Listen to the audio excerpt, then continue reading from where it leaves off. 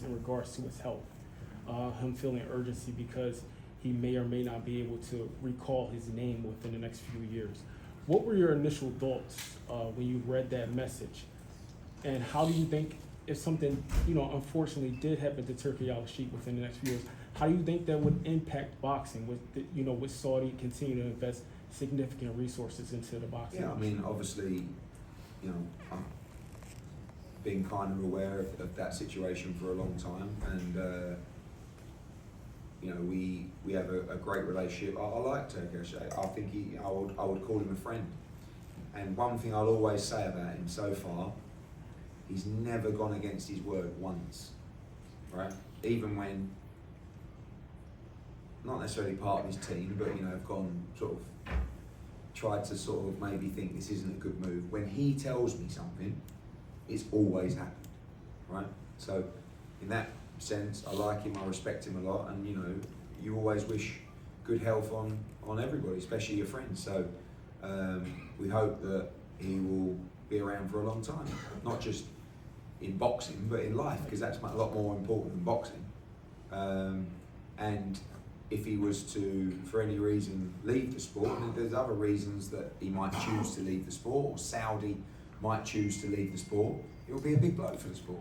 Because I don't agree with everything he's done, but one thing that's undeniable is the contribution that he's made to the sport, and the changes that he's made to the sport, and the rocket that he's put up the arses of a lot of people in the sport to do better and to make better fights and try harder. Do you know what I mean? And I think tonight's a good example where I know that Top Rank weren't over the moon with Xander's choice to fight Boots, but you had a fighter who kind of told the promotional company, that's the fight that I want. And they never tried to talk him out of it. Whereas maybe in the past, they would have, because I feel like sometimes people are just trying to protect their own investments a little bit too much. And obviously with everybody on the same platform, in the past, that fight tonight would have never got made.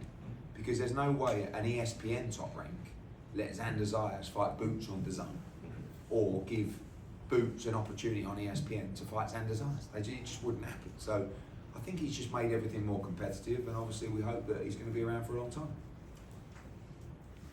Eddie over here, Brendan Taylor here, True School Sports.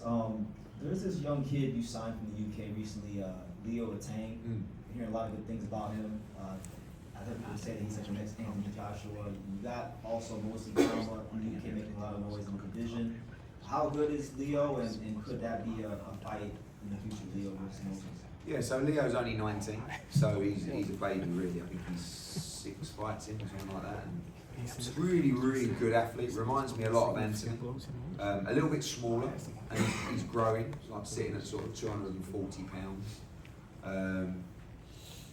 Very, very good hand speed, great shot selection. We also have another heavyweight called Terra from Australia, who is serious guy. He's 11 wins now, 11 knockouts, 6'7", unbelievable footwork, huge character. He's the real deal. So we've got a lot of good young heavyweights coming through. Moses is exceptional. I think I think he'll beat Hrgović comfortably and become world champion. I think he'll be around for a long time. A lot of those guys, they've never, like Moses has never been in a real fight. That's because he's really good, but that's because he's never really fought any world-class opposition. So this fight against Hrgović is actually him against world-class opposition. I think he'll still win. But you never really know till you get moments like Boots had tonight. Like sometimes, I don't know, Boots could have just crumbled tonight and in that moment and gone down and took a knee and said, this ain't for me. So I'm looking forward to Moses in that moment. It might take a little bit of time because he's really good, but Leo against Moses is probably a fight that's 3 years away. But I think inevitable if Leo keeps winning. He'll make his US debut July 18th on the Pacheco card, so you'll get to see him over here.